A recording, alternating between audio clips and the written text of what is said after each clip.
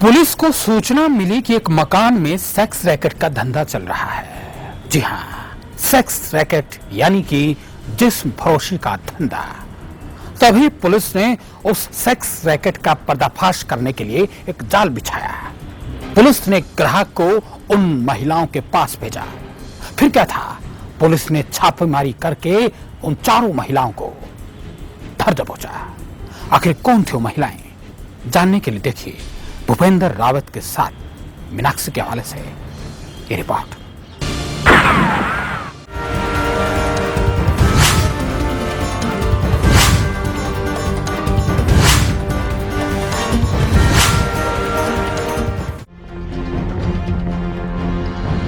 जी हां, कभी इंसान का सौदा तो कभी इंसानियत का सौदा, कभी किसी सामान का सौदा तो कभी इंसानी जिस्म का सौदा।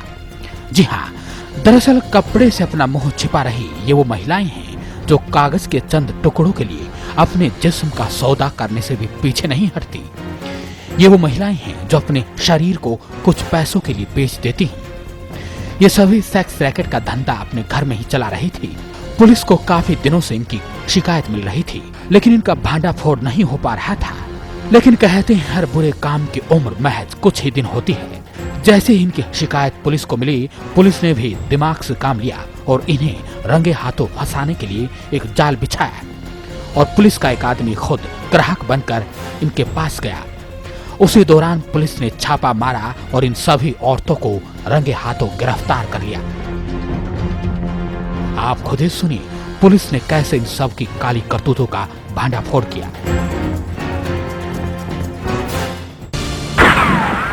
ये काफ़ी दिनों से सूचना मिल रही थी इस रैकेट को चलाने के संबंध में हल्द्वानी शहर के अंदर। तो इसमें एंटी ह्यूमन ट्रैफिकिंग टीम काफ़ी दिनों से लगी हुई थी और इन लोगों ने आज 2 महिलाओं को गिरफ्तार किया है और उनके पास 2 ऐसी लड़कियों को रेस्क्यू किया गया है जिनका इस्तेमाल इस रैकेट में किया जाता था और कुछ आपत्तिजनक सामग्री भी बरामद हुई है। तो मुकदमा पंजीकृत करके इनके खिलाफ कार्रवाई की जा रही है।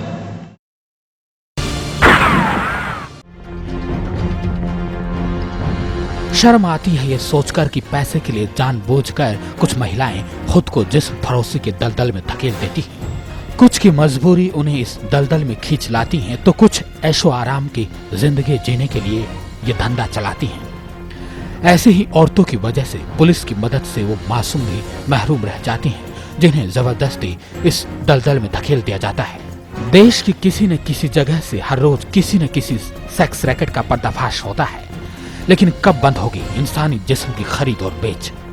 क्या इसका कोई अंत होगा? अब देखना होगा कि पुलिस ऐसे और कितने गिरोह का पर्दाफाश करेगी। खबर फास्ट के लिए भूपेंद्र रावत के साथ मीनाक्षी की रिपोर्ट।